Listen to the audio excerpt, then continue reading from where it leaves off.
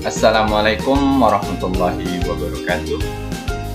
Sebelumnya izin memperkenalkan diri, nama saya Rizal Sandodi dengan NPM 2011060364 dari kelas B semester 5 mata kuliah evolusi dengan dosen pengampu Ibu Aryani Dwi Kusumawardani MPD. Pada hari ini dalam video ini kita akan membahas dan mempelajari tentang evolusi penyimpangan genetik dengan pembahasan analogi dengan skala Lengset, probabilitas dan frekuensi alel, serta penyimpangan genetik versus seleksi alam.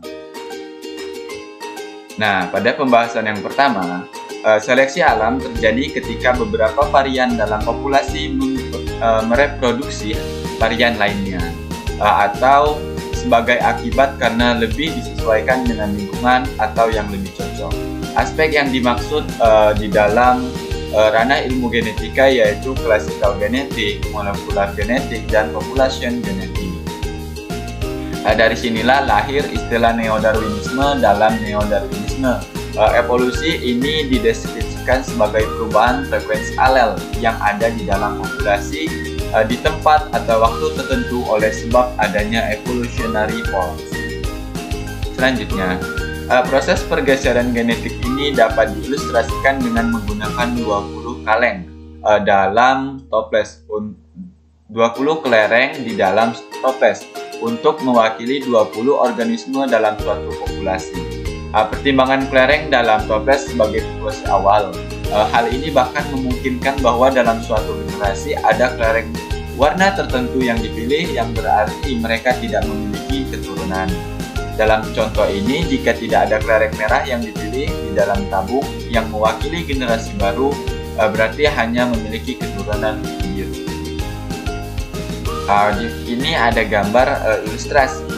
Dalam simulasi ini ada fiksasi alel dalam 5 generasi.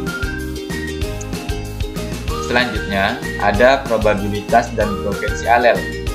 Probabilitas didefinisikan sebagai peluang atau kemungkinan suatu kejadian, suatu ukuran mengenai kemungkinan atau suatu derajat dari sebuah ketidakpastian suatu peristiwa yang akan terjadi pada masa mendatang. Sedangkan frekuensi merupakan banyaknya kejadian atau peristiwa yang mungkin terjadi dalam suatu percobaan. Susunan genetik suatu populasi ditinjau dari gen-gen yang ada dinyatakan sebagai frekuensi gen atau disebut juga dengan frekuensi alel, yaitu sebuah proporsi atau persentase alel tertentu pada suatu lokus. Pola pewarisan suatu sifat tidak selalu dapat dipelajari melalui percobaan kesilangan buatan. Frekuensi genotip didefinisikan sebagai proporsi atau persentase genotip tertentu di dalam suatu populasi.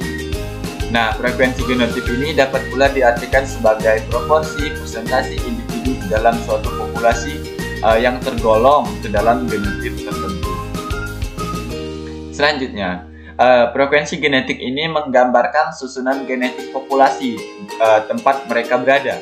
Jadi susunan genetik suatu populasi ditinjau dari gen-gen yang ada dinyatakan sebagai frekuensi gen atau disebut juga frekuensi alel, yaitu sebuah proporsi atau persentase alel tertentu pada suatu lokus. Dengan adanya sistem kawin acak ini, frekuensi alel akan senantiasa konstan dari generasi ke generasi. Prinsip ini sudah dirumuskan oleh G. Hardy, ahli matematika dari Inggris, dan W. Weinberg, dokter dari Jerman, sehingga selanjutnya dikenal sebagai hukum keseimbangan Hardy-Weinberg. Selanjutnya, terlihat dalam 3 macam genotip tersebut akan berbentuk, yakni A besar, A besar, A besar, A kecil, dan A kecil, A kecil, yang mana masing-masing dengan frekuensi V2, V2, VQ, dan Q2. Oleh karena frekuensi genotip zigot telah didapatkan, maka frekuensi alel pada populasi zigot atau populasi generasi keturunan dapat dihitung. Dan pada manusia dan beberapa spesies organisme lainnya dikenal adanya jenis kelamin homogametik dengan disimbolkan X besar dan heterogametik. Simbolnya adalah X besar, Y besar. Peristiwa migrasi akan menyebabkan terjadinya perubahan frekuensi alel. Nah, selanjutnya ada penyimpangan genetik versus seleksi alam. Penjelasannya adalah Pergeseran genetik atau penyimpangan genetik adalah perubahan frekuensi varian gen, yaitu alel, dalam suatu populasi karena random sampling atau sampling acak. Genetic drift atau hanyutan genetik adalah suatu mekanisme kompleks yang beroperasi melalui fluktuasi kesempatan maupun fluktuasi yang disebabkan tekanan seleksi dalam frekuensi alel di dalam suatu populasi. Secara umum, seleksi alam ini dianggap sebagai suatu kekuatan yang kuat untuk mengurangi variabilitas di dalam suatu populasi dalam arah yang ditentukan. Jika kita lihat populasi-populasi makhluk hidup di alam, maka kita akan menemukan bahwa setiap populasi terdiri atas individu-individu yang bervariasi. Beberapa varian mungkin menghasilkan lebih banyak keturunan dibandingkan yang lain. Keberhasilan yang berbeda dalam reproduksi ini adalah seleksi alam. Tentunya hal ini dipengaruhi oleh kemampuan individu yang tidak sama untuk bertahan hidup dan bereproduksi. Walaupun kedua proses mempengaruhi evolusi, penyimpangan genetik bekerja secara acak, sedang seleksi berfungsi tak acak. Sementara seleksi alam sifatnya terarah, menuntun evolusi menuju adaptasi yang terwariskan terhadap lingkungan saat ini. Penyimpangan genetik tidak memiliki arah dan hanya dituntun oleh peluang secara otomatis. Akibatnya, penyimpangan bekerja pada frekuensi genetik tanpa fenotipnya. Baik, itulah yang bisa saya sampaikan di dalam pembahasan video kali ini.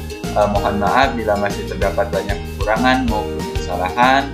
Saya akhiri, billahi taufiq wal hidayah. Wassalamualaikum warahmatullahi wabarakatuh. Terima kasih untuk yang sudah menyaksikan dan menonton.